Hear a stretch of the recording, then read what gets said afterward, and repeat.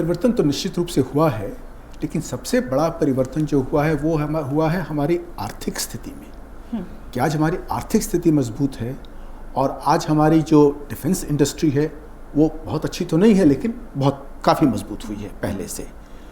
तो यदि हम देखें 1965 का युद्ध, तो उस समय हम बहुत बुरी हालत स्थिति में थे। खाने को खाना नहीं था, तेल नहीं था, और पाकिस्तान ने पूरा जोर लगा के आक्रमण किया था छंप के, ताकि कश्मीर को अलग कर दिया जाए भारत से। और उस दबाव में भारत ने यह फैसला किया कि हम इंटरनेशनल बॉर्डर को क्रॉस करेंगे ताकि वो दबाव कम किया जा सके, और हमने लाहौर का फ्रंट खोला। तो वो बहुत बड़ा डिसीजन था उस समय के लिए कि इस ऐसे समय में जबकि अमेरिका और सभी, ब्रिटेन का उसमें बहुत दबाव था हमारे ऊपर कि लड़ाई मत करो, उस समय हमने वो आक्रमण किया पाकिस्तान के ऊपर। लेकिन चूंकि हमारा उद्देश्य उस समय यही था कि हम जो दबाव पड़ रहा है हमारे ऊपर छंप सेक्टर में उसे कम किया जाए, वो कम हो गया, फिर हमने छोड़ दिया। वैसे भी दबाव बहुत पड़ा था हमारे ऊपर, अमेरिका का दबाव पड़ा, रूस का दबाव पड़ा, हमें ताशकंद जाना पड़ा, और फिर जो भी हमें फ़ायदा हुआ था, जो भी जीत हासिल हुई थी, ज़मीन जीती थी हमने, वो हमें छोड़नी पड़ी ज़मीन। यहाँ एक सेकंड आपको रोक रही हूँ। पिछले एपिसोड में मीना नैयर जी थी, जिनका बेटा करगिल युद्ध में शहीद हुआ था, अनुज नैयर, और उन्होंने कहा कि मुझे शिकायत है कि पिछले सब युद्ध जब हुए, जब हमारी पोजीशन अच्छी थी, हमने छोड़ क्यों दिया? इसलिए दबाव बहुत पड़ा था हमारे ऊपर। 1965 में तो अमेरिका ने दबाव डाला, रूस ने, दोनों ने दबाव डाला हमारे ऊपर, और हमारे प्रधानमंत्री को जाना पड़ा ताशकंद और वहाँ समझौता करना पड़ा। 1971 में भी हमारे ऊपर, हमने जब जैसे युद्ध जीता, उसके बाद तुरंत वहाँ पे दबाव पड़ना शुरू हुआ कि कश्मीर में कोई चेंज नहीं होगा स्टेटस को में। ये दबाव आया हमारे ऊपर सोवियत संघ का। सोवियत संघ ने हमारे राजदूत को कहा कि तुम कश्मीर में कोई परिवर्तन नहीं करोगे, केवल बांग्लादेश आज़ाद हो गया, उसके बाद सुलह करो पाकिस्तान के साथ। तो हर दबाव में हम झुकते रहे, झुकना पड़ा हमें, क्योंकि उस समय भी हमारी स्थिति इतनी मजबूत नहीं थी। 1971 में, 72 में जब हमने शिमला समझौता किया कि हम रूस के दबाव को ठुकरा दें, क्योंकि 3 दफ़ा रूस ने, सोवियत संघ ने सिक्योरिटी काउंसिल में वीटो का इस्तेमाल किया था। 15 दिन के अंदर 3 वीटो इस्तेमाल किए हमारी रक्षा के लिए। तो हमें उसकी बात सुननी पड़ी थी। उसके बाद जब 99 में जब करगिल का युद्ध हुआ, तब भी अमेरिका का दबाव पड़ा हमारे ऊपर कि लाइन ऑफ कंट्रोल जो उसे पार मत करो। तो हमारे बहुत सैनिक उसमें हताहत हुए, बहुत नुकसान भुगतना पड़ा हमें, क्योंकि हमारी वायुसेना को आदेश था कि लाइन ऑफ कंट्रोल पार नहीं करोगे। उसके बाद फिर ये जो युद्ध हुआ है, इसमें दबाव एक तो कम पड़ा, और दूसरा हमारी अपनी स्थिति इतनी मजबूत हो गई थी कि हम यदि कोई दबाव पड़ता भी तो हम उसे सह सकते थे। तो ये बहुत बड़ा एक परिवर्तन हुआ है। और जो हमने निर्णय लिया कि हम, जैसा कि राजकिशन ने कहा, कि हम आतंकी संगठन जहाँ भी होंगे हम ऊपर आक्रमण करेंगे, चाहे वो पाकिस्तान ऑक्यूपाइड कश्मीर में हो, या पंजाब में हो, या बलूचिस्तान में हो, या सिंध में हो, जहाँ भी होंगे हम जाके आक्रमण करेंगे। आप लोगों को लगता है ऐसा कोई कदम 26/11 के बाद भी उठना चाहिए था? होना चाहिए था, बल्कि उस समय तो हम डोजियर भेज रहे थे, जहाँ पर उस समय तो बल्कि कुछ देश तैयार भी थे इस बात के लिए कि भारत आक्रमण करेगा पाकिस्तान पर। उस समय हमारे पास सबूत थे, बिल्कुल स्पष्ट सबूत थे हमारे पास। इस दफ़ा हमारे पास सबूत पहलगाम का उतने नहीं है जितने 26/11 में। मारे जाने वालों की संख्या बहुत बड़ी थी। इसमें सर्कमस्टेंशियल एविडेंस है। उस समय हमारे पास रिकॉर्डिंग, आदमी पकड़ा गया था, फिजिकल एविडेंस था हमारे पास, और कई देश ये मान रहे थे उस समय कि भारत आक्रमण करेगा। हमने कुछ नहीं किया था। क्यों नहीं किया था उस समय? सर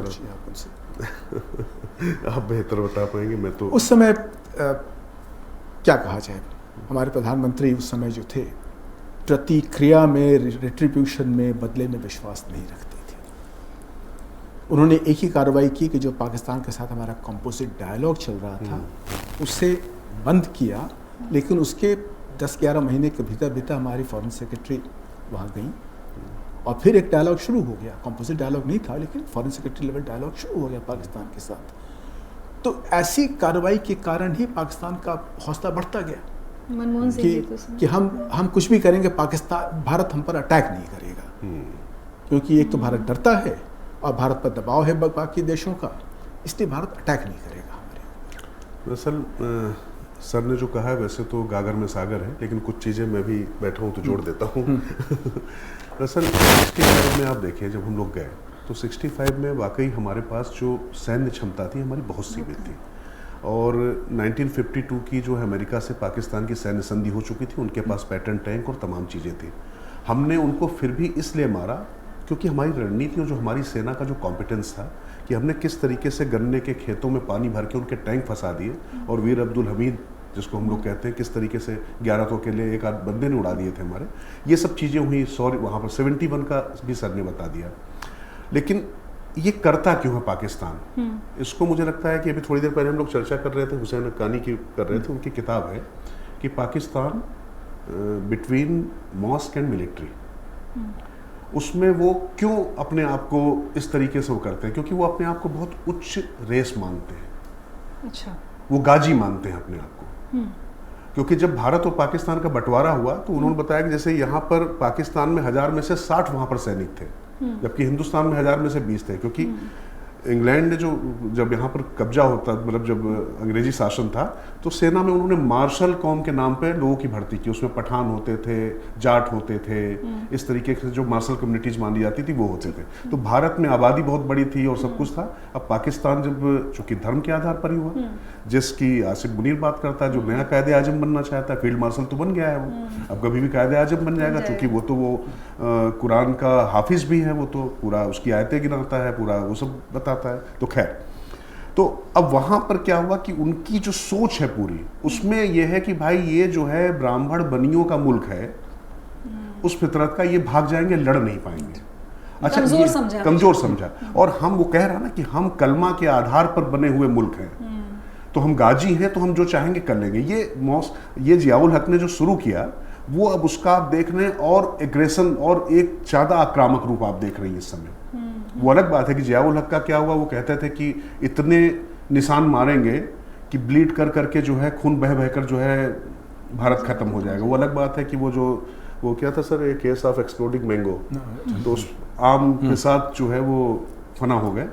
आसिफ मुनीर की भी नियत यही है। लगातार वहाँ के राष्ट्राध्यक्ष जितने बनने, सबकी नियत ही, आप देखिए ना, वो परवेज मुशर्रफ आते हैं तो पहले सीईओ बन जाते हैं। लेकिन वो कश्मीर मुद्दे को हमेशा गर्म रखकर उसका इस्तेमाल किए रहते हैं ना। हाँ, चूंकि उनको लगता है कि उनके पास और कुछ है नहीं, तो सबको एक करने का एक ही तरीका दिखाई पड़ता है। वरना बलूच अलग लड़ रहे हैं, खैबर पख्तूनख्वा वाले अलग लड़ रहे हैं, सिंध और पंजाब के बीच अलग है, चूंकि वहाँ तो पंजाबी शासन ही जो पूरी तरीके से प्रथम नागरिक वो है, सबकी द्वितीय या तृतीय दर्जे की नागरिकता है वहाँ पर। तो इन सब चीज़ों को रोकने के लिए उनको लगता है कि कश्मीर का मुद्दा उठाते रहिए। हाँ, उनकी जो सब कुछ चूंकि आर्मी पे ही है, वो कहा जाता है ना कि भारत के पास आर्मी है, देशों के पास आर्मी है, वहाँ आर्मी के पास देश है, तो ये तो कहा ही जाता है। तो इस तरीके की जो सोच है उनकी, वो बार बार इसके लिए वो कराती है। और जो 26/11 की आप बात कर रहे हैं, मैं आपको बता रहा हूँ कि उस समय मुलायम सिंह यादव वो मिले, तो उन्होंने इस तरीके से, उनका एक शब्द था, कायर है सरकार, सीमा पार करके मारना चाहिए। पूरा विपक्ष एक साथ था। भारतीय जनता पार्टी तो ऐसे मौकों पे कभी भी पीछे हटती नहीं रही है, उसकी तो ये राष्ट्रवाद वाली लाइन ही रही है। लेकिन कोई भी दल, रक्षा मंत्री थे, आज की तारीख में अखिलेश यादव भी इंडी ब्लॉक में हैं, तो पूरे देश का, पूरी दुनिया का सर ने ही बता दिया है कि कैसा सेंटिमेंट्स था। लेकिन उसके बाद सर सरमल शेख कराए थे ना हम लोग सर, उसके बाद शर्मल शेख उसके बाद हुआ, उसमें हम उनको जो है बलूचिस्तान को बताकर चले आए, उसका हमने वो कर दिया। तो डिप्लोमेसी की बात वो लोग कर रहे हैं, तो फिर गाली भी आ जाते हैं कि बुत हमको कहे काफिर, अल्लाह की मर्जी है।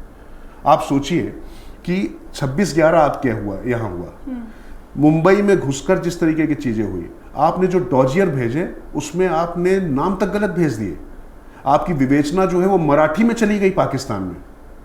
इस तरीके के आपने जो है मतलब गड़बड़ियां की हैं। उस समय वैसे ऐसा कोई कदम उठाया जाता तो बहुत बड़ा, वो तो छोड़िए, जांच में आप सोचिए नाम गलत भेज दिए।